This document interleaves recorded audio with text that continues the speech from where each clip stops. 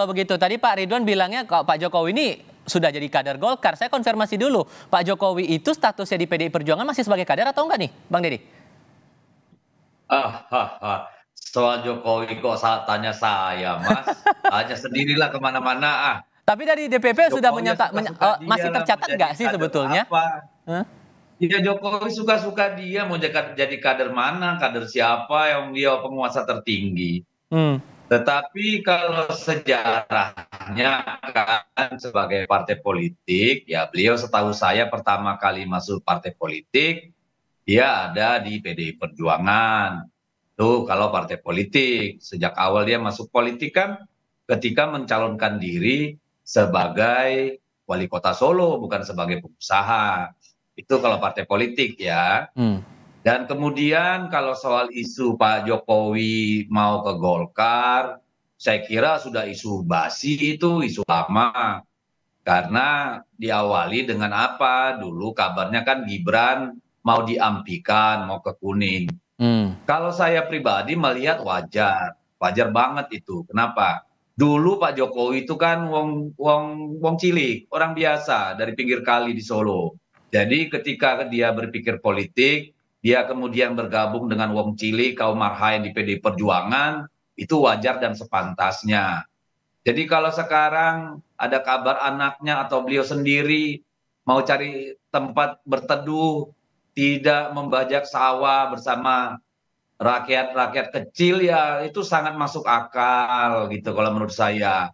Ya masa udah presiden 2 periode masih mau sama banteng wong cilik, itu mah aneh kalau menurut Tapi saya. hubungan komunikasi lah minimal antara Pak Jokowi dengan PDI Perjuangan gimana sejauh ini? Terutama dengan Bu Mega deh.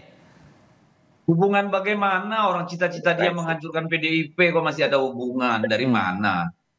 Kan jelas yang dibilang Adi Wijayanto, beliau itu ingin supaya PDI Perjuangan suaranya mengecil, berkurang. Kalau perlu ya, kan kira-kira gitu ya. Kalau sudah tahu kita isi kepala Pak Jokowi begitu, masa masih mau komunikasi? Hmm. Jangankan Bu Mega, saya aja ogah gitu loh.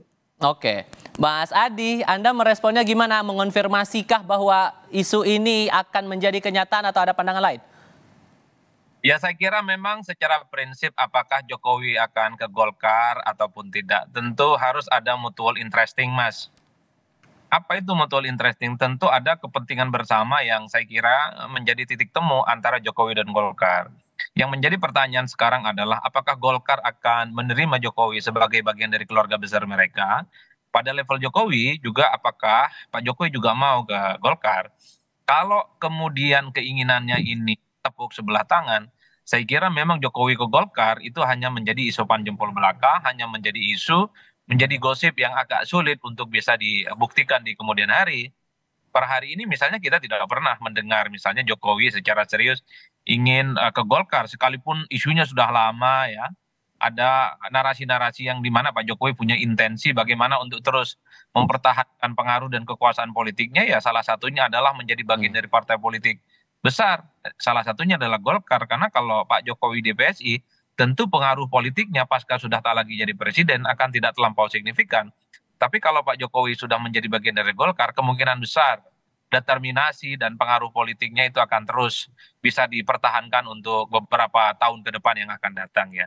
Cuman kan tanda tanya itu adalah kalau Pak Jokowi itu ke Golkar, apa posisinya? Kan nggak mungkin jadi kader biasa.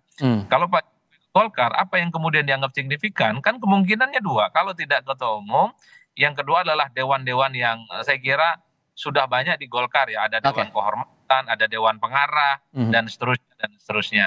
Itu adalah dua posisi yang saya kira paling memungkinkan di mana kalau Jokowi itu ke Golkar menjadi bagian di dalamnya.